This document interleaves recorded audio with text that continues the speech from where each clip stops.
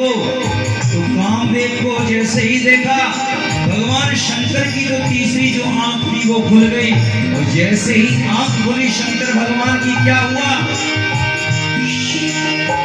जब देवतीश्वर नयन उभारा, जब शिवतीश्वर नयन उभारा, जब शिवतीश्वर नयन उभारा, जब शिवतीश्वर नयन उभारा, चितवन काम भयो जग छाया, चितवन काम भयो जग छाया, चितवन काम भयो जग छाया। जैसे ही शंकर भगवान ने कामदेव को देखा, तीसरी आंख को खोल लिया, इतने क्रोध में आ गए, ऐसा लग रहा है मानो ये तीनों लोग भस्म होने वाले हों, ये पूरी धरती आसमान सभी भस्म। इतना क्रोध आ गया शंकर भगवान को। जैसे ही तीसरी दृष्टि कामदेव पर पड़ी शंकर भगवान की, कामदेव तो भस्म हो गया, राख की तरह भस्म हो गया। क्रोध में बैठे हैं शंकर भगवान, इधर डरती हुई जो कामदेव की पत्नी थी रति, जिसका नाम था रति, कामदेव की पत्नी है, उन्होंने सोचा कि बताओ शंकर भगवान ने मेरे पति को ही मार दिया।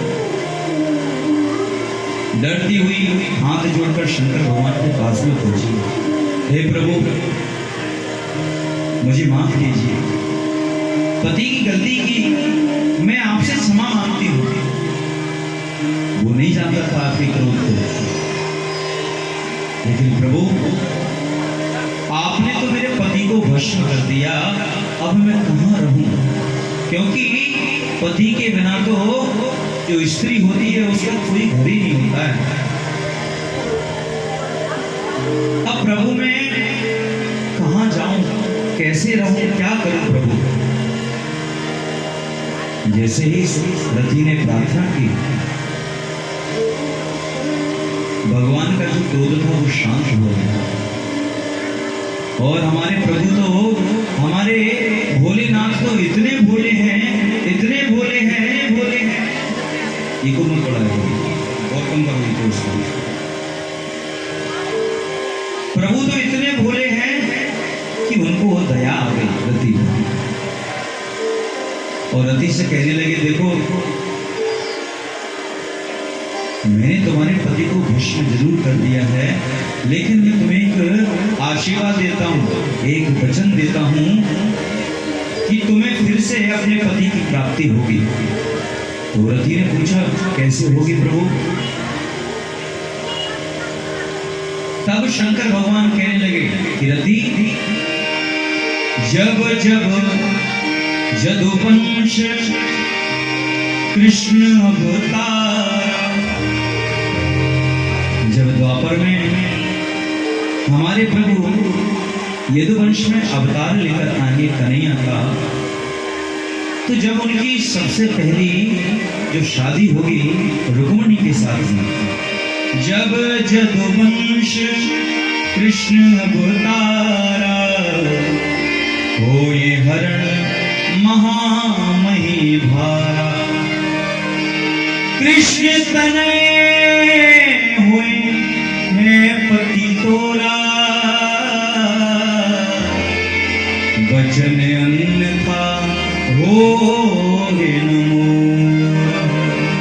जाओ मैं तुमको आशीर्वाद देता हूँ और तुम्हें वचन देता हूँ कि जब कन्हैया का विवाह होगा, रुक्मिणी मैया का जब भगवान हरण करेंगे, तब जो द्वारकाधीश की सबसे पहला पुत्र होगा वो तुम्हारा पति होगा।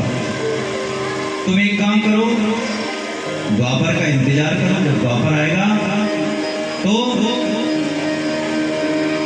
द्वारकापुरी में एक ऐसा शाप लगेगा, समरसुर नाम का एक राक्षस होगा, उसको शाप लगेगा कि जो द्वारकाधीश का पहला पुत्र होगा उसके हाथों सम्रासुर की मृत्यु होगी, उसके हाथों। तुम वहीं सम्रासुर के महल में जाके रहो, वहीं पर तुम्हें अपने पति की प्राप्ति होगी। अब तुरंत ही वहीं पर जाकर रहने लगी। इधर जब द्वारकाधीश और रुक्मिणी के जो पहला पुत्र हुआ प्रद्युम्न, घर में खुशियां छाने लगी, बधाइयां बांटने लगे द्वारकाधीश। बेटा लगा जो है नहीं है, कोई चोरी वोरी हो बात कर।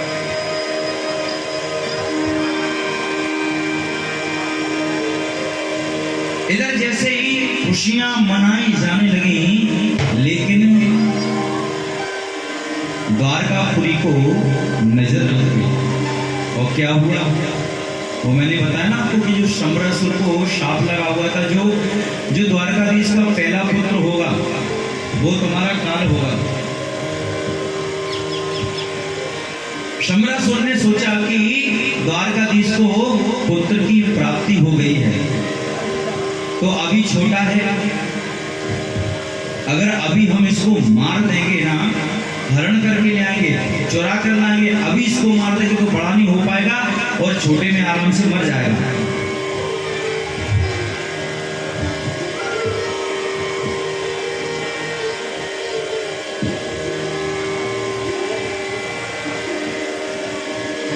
सम्रासुर रात में गया,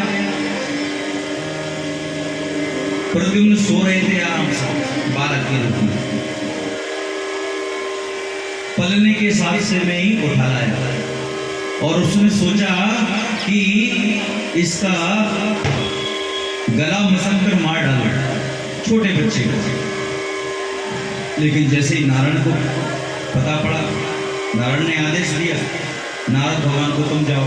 आप तो इधर नारद अपनी वीणा को बजाते हुए सम्रासुर के पास में पहुंचे। ओ नारायण नारायण श्रीमन नारायण नारायण नारायण श्रीमन नारायण नारायण श्रीमन नारायण नारायण नारायण श्रीमन नारायण नारायण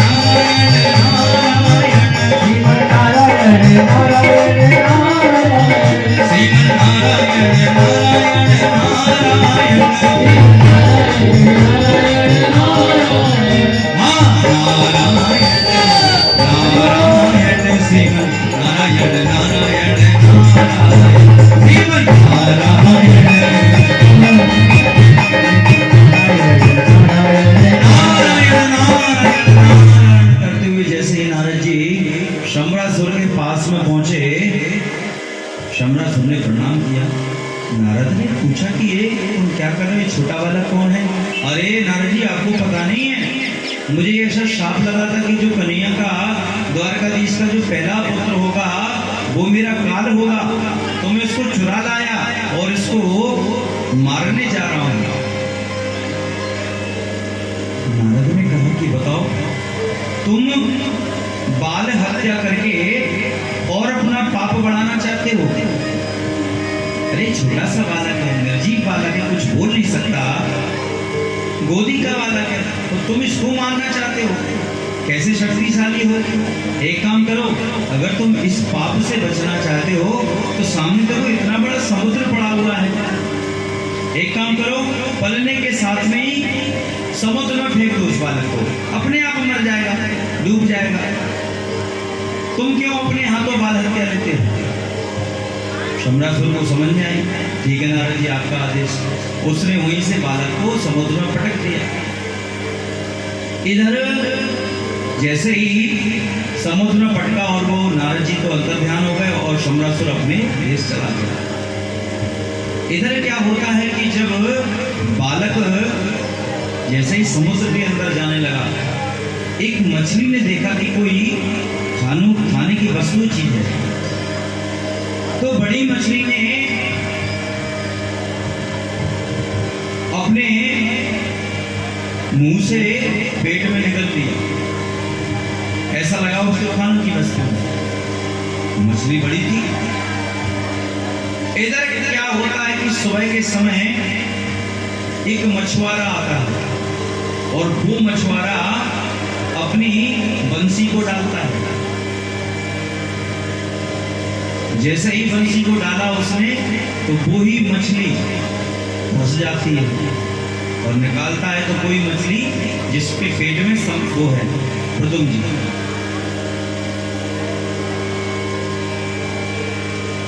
खुश होता है तो बताओ, इतनी बड़ी जो मछली है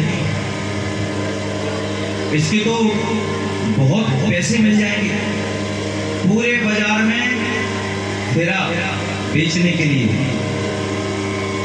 लेकिन सुबह से शाम हो गई, उसकी बिक्री नहीं हुई। फिर क्या होता है कि उसने सोचा क्या किया जाए, बिक तो नहीं रही है, बड़ी मछली है। अरे अगर इतनी बड़ी मछली है तो मैं अपने राजा जो सम्रासुर है उसको अगर भेंट करूंगा तो मुझसे राजा बड़ा खुश हो जाएगा और मुझे कुछ मुद्राएं भी देगा। गया राजा के पास जो सम्रासुर, देखो कोई कितनी भी कोशिश कर ले, कितनी भी कोशिश कर ले, लेकिन अपने काल से नहीं बच सकता। सम्रासुर ने क्या सोचा कि समुद्र में बच्चा मर गया होगा, वो तो निश्चिंत होकर बैठा हुआ है, लेकिन उसको क्या पता कि उसके राज में वो काल आ गया है उसका, उसको बिल्कुल मालूम नहीं था। मछुआरे ने भेंट दी होती, राजा बड़ा खुश हुआ। राजा ने दासी को दी वो मछली, और जो दासी थी ना वो कोई और नहीं थी। दासी जैसा शंकर भगवान ने कहा था कि रति तुम महल में जाना, वहीं पर रहना, वहीं पर तुम्हें तुम्हारा पति मिल जाएगा। दासी ने आदेश पाया, मछली को भंडार गृह में ले गई। जैसे ही उसके पेट को फाड़ा तो क्या देखते हैं कि सुंदर सा बच्चा जो है, इतना सुंदर है, देखकर खुश हो गए। और रति मनी मन में सोचने लगी कि शंकर भगवान का जो आशीर्वाद था वो सही हो गया, क्योंकि शंकर भगवान ने कहा था कामस्तु वासुदेवांशो दत्तः रुद्रमन्युना देहोपपत्तये भूयस्य त्वमेव पितृपदता। जो कन्हैया का जो पहला पुत्र होगा वो ही तुम्हारा पति होगा। रति को समझ में आया कि ये कोई और नहीं है, बालक नहीं है, तो मेरे पति है, साक्षात कामदेव है। अब तो जैसे ही रति ने बच्चे को हाथ में लिया, बड़ी खुशी हुई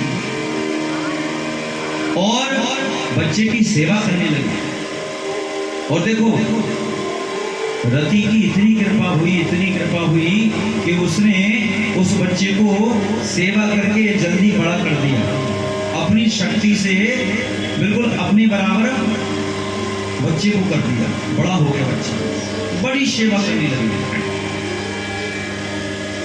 इधर सम्रासुर बैठा है निश्चिंत होकर कि हमारा काल तो मर गया, अब हमें बिल्कुल चिंता करने की बिल्कुल आवश्यकता नहीं है, क्योंकि हम अब अपनी मृत्यु पर विजय प्राप्त कर लेंगे। क्योंकि हमारा जो शाप था कि हमारा जो कन्हैया का जो पहला पुत्र है वो मेरा काल होगा, वो तो बिल्कुल मर गया, समुद्र में डूब के मर गया होगा बच्चा।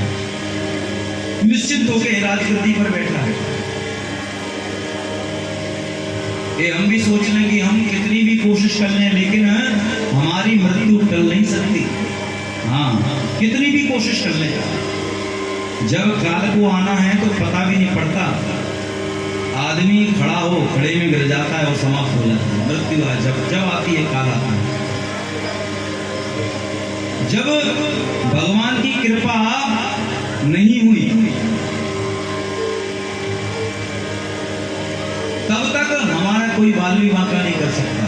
लेकिन जब काल की जब कृपा हुई ना, तो भगवान बड़े बड़े एक्सीडेंटों से हमको बचा लेता है। और प्रैक्टिकल उदाहरण आपने शायद देखे होंगे, बड़े बड़े जान बच जाती है। लेकिन जब मृत्यु आती है ना पास में, तो एक छोटे से कंकड़ से भी हमारी मृत्यु हो जाती है। एक ऐसा ही इंसान था, उसका समय आ गया,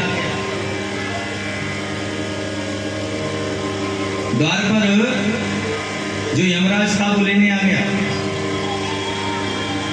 कुंडी खटखटाई, यमराज ने बोला आप कौन? अरे मैं तुमको लेने आया हूं, चलो। तुम्हारी जो जिंदगी है उसका एक ही दिन बचा है आज का, बस समय हो गया तुम्हारा, चलो ऊपर। अब तो वो बड़ी सोच में पड़ गया क्या करना चाहिए। अभी तो ये काम पड़ा है हमारा, वो काम पड़ा है, अभी तो शादी नहीं हुई और बिना शादी के हमको ऊपर ले जा रहे हैं। दुखी हो गया। लेकिन जो इंसान था वो थोड़ा चालाक था, उसने क्या कहा, चलो अभी अभी चलते हैं यमराज जी, एक काम करो आप थोड़ा सोफा सेट पर बैठो थोड़ा। क्या करोगे बैठा? अरे बैठो तो थोड़ा, बस मेरी जो आखिरी इच्छा है आप पूरी कर दीजिए। यमराज जी से कहने लगा, क्योंकि मरते वक्त मरने वाले की आखिरी इच्छा पूरी की जाती है। यमराज जी ने कहा बताओ क्या इच्छा है तुम्हारी? यमराज जी कहने लगे, तो उस इंसान ने बोला कि सर मेरी जो आखिरी इच्छा है वो है बस मेरे हाथ की एक कप चाय हो जाए बस, उसके बाद आप मुझको आराम से ले चलना, मैं कुछ नहीं कहूंगी। यमराज जी ने कहा चलो ठीक है। गया रसोई में, बड़ी सुंदर चाय बनाई, तो एक कप नहीं एक लोटा में भरकर लाया और अंदर से ही उसमें नींद की गोली जो होती है ना उसको मिलाकर ले आए। यमराज जी को दे, लो पियो। यमराज जी ने पी आराम से, गटा करके पी गया। और यमराज जी को पता नहीं पड़ा कब सो गए। सोफा सेट पे 3-4 घंटा बाद नींद खुली यमराज जी की, सामने बैठा है। और इसने क्या किया? जो इंसान था ना उसने क्या किया, जो लेखा होता है ना जिसमें लिखा रहता है कब की किसकी मृत्यु है, कब किसकी मृत्यु है, उसको लिया अपने हाथ में जब यमराज सो रहा था। और उसने जो उसका सबसे पहले क्वेश्चन नंबर पर नाम था ना, फलाने समय हो गया, अपने नाम को काट कर उसको सबसे आखिरी की लिस्ट थी, सबसे आखिरी में अपना नाम लिख दिया। यमराज को पता नहीं पड़ेगा और कम से कम 10-15 साल तो आराम से गुजर ही जाएंगे, तब तक हम अपना काम कर लेंगे। जैसे ही यमराज की नींद खुली, क्या देखा सामने, चलो